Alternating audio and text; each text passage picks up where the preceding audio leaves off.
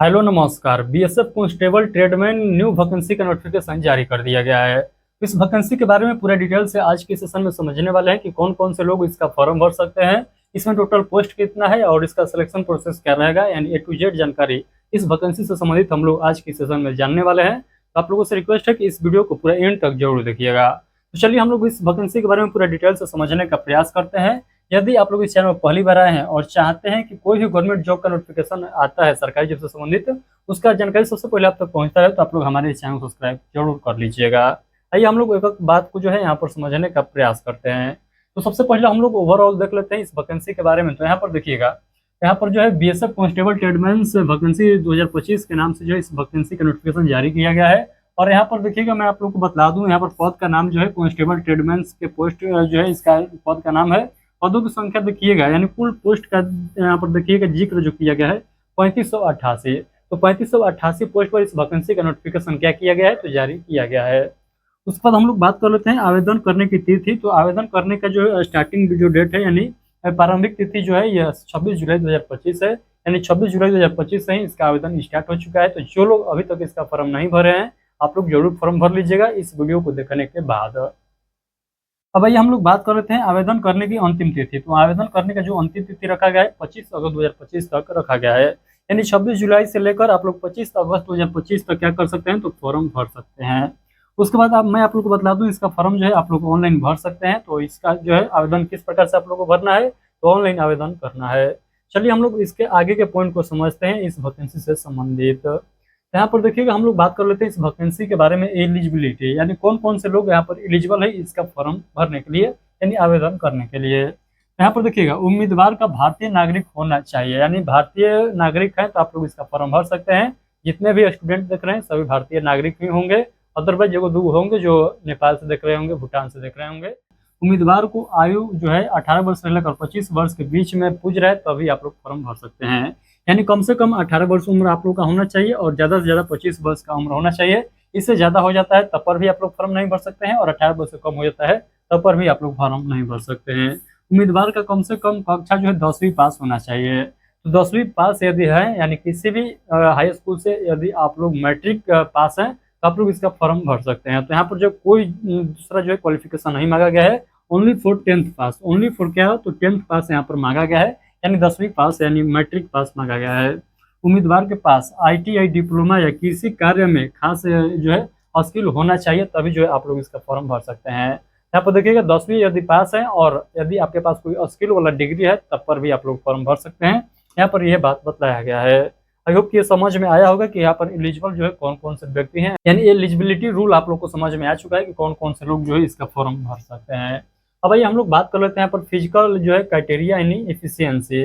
तो physical criteria हम लोग देख लेते हैं। यानी फिजिकल यहाँ पर देखिएगा कौन से व्यक्ति को कितना कितना जो है चेस्ट और हाइट होना चाहिए। यहाँ पर पुरुष के लिए हम लोग बात कर लेते हैं जनरल OBC और AC। जनरल OBC और AC कैंडिडेट के मेल कैंडिडेट का हम बात करते हैं, तो हाइट जो है 165 सेंटीमीटर होना चाहिए, और चेस्ट जो है बिन फुलाए 75 सेंटीमीटर और फुलाकर 80 सेंटीमीटर होना चाहिए, तब जो है आप लोग यहाँ पर क्वालिफाई हो जाएंगे। यदि आप लोग बात कर लेते हैं ST है, तो 160 सेंटीमीटर होना चाहिए और चेस्ट में कोई छूट नहीं है। जितना सभी कैटेगरी का है उतना ही आप लोग का ही है। यहाँ पर केवल हाइट में 5 सेंटीमीटर का क्या है, छूट दिया गया है। तो होप कि SC ST, यहाँ पर AC का छूट नहीं है, ST का केवल छूट है, तो ये बात ध्यान रखिएगा। तो होप कि यहाँ पर जो फिजिकल क्राइटेरिया है जो मेल कैंडिडेट का है यहाँ पर समझ में आ चुका है। अब आइए हम लोग फीमेल कैंडिडेट का समझ लेते हैं। तो फीमेल कैंडिडेट यानी महिलाओं के लिए देखिएगा, तो यहाँ पर जनरल OBC और AC कैंडिडेट फीमेल कैंडिडेट देखिएगा 155 सेंटीमीटर हाइट होना चाहिए, और चेस्ट का यहाँ पर कोई मेजरमेंट नहीं होता है, आप सभी लोग जानते हैं। ST का हम लोग बात कर लेते हैं, तो 148 सेंटीमीटर आपका हाइट है, तो आप लोग इसका फॉर्म क्या कर सकते हैं, भर सकते हैं। तो आई होप कि ये पॉइंट आप लोग को समझ में आ चुका है। अब आइए हम लोग बात कर लेते हैं किस पर, तो हम लोग बात कर लेते हैं यहाँ पर डॉक्यूमेंट से संबंधित, यानी कौन कौन से डॉक्यूमेंट लगने वाला है जब आप लोग इसका आवेदन करने जाइएगा या खुद से आवेदन करिएगा। तो सबसे पहले आप लोग को देना होगा आधार कार्ड। उसके बाद जो है आयु प्रमाण पत्र देना होगा, जाति प्रमाण पत्र देना होगा, कक्षा 10वीं का मार्कशीट का जो है आप लोग को जो है क्या करना होगा, 2 कॉपी देना होगा। कक्षा 12वीं की मार्कशीट यदि जो है लागू होता है, तो यानी यहाँ पर मैं आगे आप लोग को बतलाऊंगा कौन कौन से पोस्ट जो है यहाँ पर 12th लेवल का है, तो उसके अकॉर्डिंग जो है यदि उस पोस्ट के लिए आप लोग अप्लाई करिएगा, यहाँ पर 12th का भी मार्कशीट देना होगा। यदि ITI डिप्लोमा का डिग्री है तो वो भी आप लोग को देना होगा। हस्ताक्षर का जो है यानी सिग्नेचर का आप लोग को क्या करना होगा, यहाँ पर सिग्नेचर को अपलोड करना होगा। उसको जो है मोबाइल नंबर देना होगा, ईमेल आईडी आप लोगों के पास होना चाहिए, पासपोर्ट साइज फोटो जो है आप लोग को लगने वाला है। तो इतना जो है डॉक्यूमेंट लगने वाला है। स्क्रीनशॉट लेना चाहते हैं तो ले लीजिएगा, मैं साइड हो जाता हूँ। ये जो है वो डॉक्यूमेंट है जो आप लोग इसका फॉर्म फिलअप करने जाइएगा तो ये सभी लगने वाला है। आई होप कि डॉक्यूमेंट से संबंधित जो पॉइंट है ये भी आप लोग को समझ में आ चुका है। अब आइए हम लोग बात कर लेते हैं क्या पर, तो अब हम लोग बात कर लेते हैं पोस्ट डिटेल्स को लेकर, यानी किस पोस्ट के लिए कितना कितना जो है यहाँ पर वैकेंसी खाली है। तो चलिए हम लोग बात कर लेते हैं। यहाँ पर कांस्टेबल कुक का देखिएगा, तो कांस्टेबल कुक मैन का देखिएगा तो 1462 पोस्ट खाली है, यानी 1462 पोस्ट इसमें है। यदि इसका फॉर्म भरना चाहते हैं तो भर लीजिएगा। उसके बाद जो है अलग अलग यहाँ पर पूरा जो है आप लोग को बताया गया है किस वैकेंसी के लिए जो है कितना कितना पोस्ट जो है यहाँ पर एलिजिबल दिया गया है। तो यहाँ पर सभी पोस्ट के लिए जो है अलग अलग लिखा गया है। मैं एक बार जो सभी को जिक्र करूंगा तो यहाँ पर जो है बहुत ज़्यादा समय हो जाएगा। यहाँ पर देख सकते हैं कांस्टेबल, इलेक्ट्रीशियन, कांस्टेबल जो है फौजी के लिए यहाँ पर अलग अलग पोस्ट दिया गया है। और अंत में देखिएगा तो टोटल जो पोस्ट होता है 3406 पोस्ट होता है यहाँ पर। आई होप कि ये सभी पॉइंट आप लोग को समझ में आ चुका है।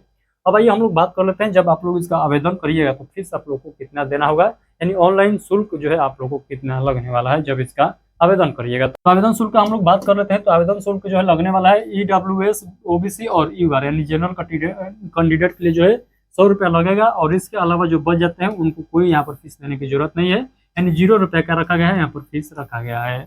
आई होप कि सभी पॉइंट आप लोग को बेहतरीन तरीके से समझ में आ चुका है कि कौन से व्यक्ति को जो है यहाँ पर पे करना होगा आवेदन फीस। तो किस व्यक्ति को करना होगा, यदि आप लोग EWS है, OBC है और जनरल कैटेगरी से हैं तभी आप लोग को 100 रुपये का फीस देना होगा। और इसमें भी यदि फीमेल कैंडिडेट है तो कुछ आप लोग को देने की जरूरत नहीं है। ऑल कैटेगरी फीमेल को जो है यहाँ पर 0 रुपया कर दिया गया है, ये बात ध्यान रखिएगा। अब हम लोग बात कर लेते हैं सिलेक्शन प्रोसेस, जो कि बहुत ही महत्वपूर्ण है, यानी इसका सिलेक्शन किस प्रकार से होने वाला है। यहाँ पर देखिएगा लिखित परीक्षा सबसे पहले आप लोग को देना होगा। उसके बाद जो है शारीरिक मानक परीक्षा यानी PST होगा, शारीरिक दक्षता परीक्षा उसी में होगा यानी PT भी होगा। उसके बाद जो है दस्तावेज सत्यापन होगा। उसके बाद ट्रेड परीक्षा होगा और चिकित्सा परीक्षक होगा। और उसके बाद जो है फाइनल मेरिट लिस्ट जो है आप लोगों को दे दिया जाएगा, यानी जारी कर दिया जाएगा। ये जो है 4-5 स्टेप है जो आप लोग को फॉलो करना होगा इसके सिलेक्शन के दौरान। देखो कि सभी पॉइंट आप लोग को बेहतरीन तरीके से क्या हुआ होगा, समझ में आया होगा। इतना समझाने के बावजूद भी आप लोग के मन में कोई डाउट रह जाता है तो बेहिचक इस वीडियो के कमेंट बॉक्स के माध्यम से हमसे पूछ सकते हैं, मैं उसका रिप्लाई जरूर दूंगा। चलिए हम लोग आगे क्या बात कर लेते हैं। तो आगे बात कर लेते हैं हम लोग इसका एग्जाम पैटर्न, जो कि बहुत ही महत्वपूर्ण है, क्योंकि आप लोग को ये बात समझना जरूरी है। आखिर इसका एग्जाम देने जाइएगा तो ये पकड़ होना चाहिए कि किस चैप्टर से कितना कितना जो है क्वेश्चन पूछा जाता है। ध्यान से समझिएगा सभी लोग।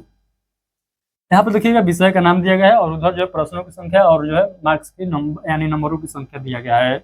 यहाँ पर देखिएगा सामान्य ज्ञान यानी जागरूकता से क्वेश्चन आप लोगों को टोटल जो 25 पूछा जाएगा और प्रत्येक क्वेश्चन 1 नंबर का रहेगा, यानी टोटल जो 25 नंबर हो जाएगा। वहीं पर हम लोग बात कर लेते हैं गणित का। तो प्राथमिक यानी मैथ से क्वेश्चन जो है यहाँ पर 25 क्वेश्चन पूछा जाएगा और 25 नंबर का ये भी होने वाला है।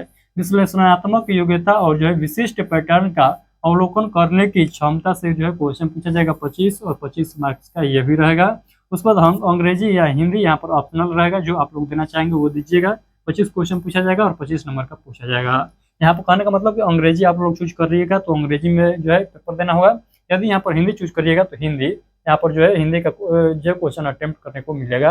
यानी यहाँ पर लैंग्वेज नहीं है, यहाँ पर जो है आप लोग को यहाँ पर चूज करना है कि आप लोग किसका एग्जाम देना चाहते हैं, अंग्रेजी का देना चाहते हैं कि हिंदी का।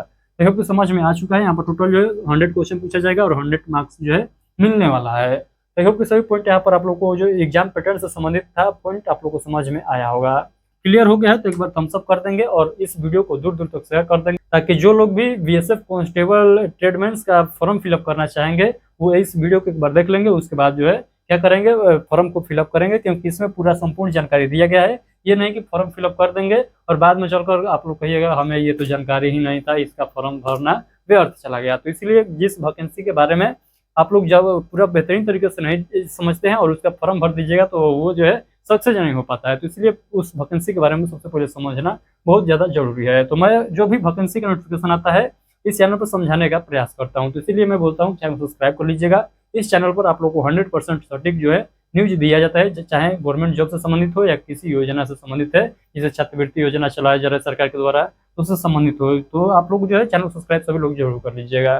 चलिए फिलहाल के लिए इतना ही। इस वैकेंसी के बारे में आप लोग क्या कहना चाहेंगे एक प्यारा सा कमेंट करके जरूर बताइएगा। चलिए बहुत बहुत धन्यवाद।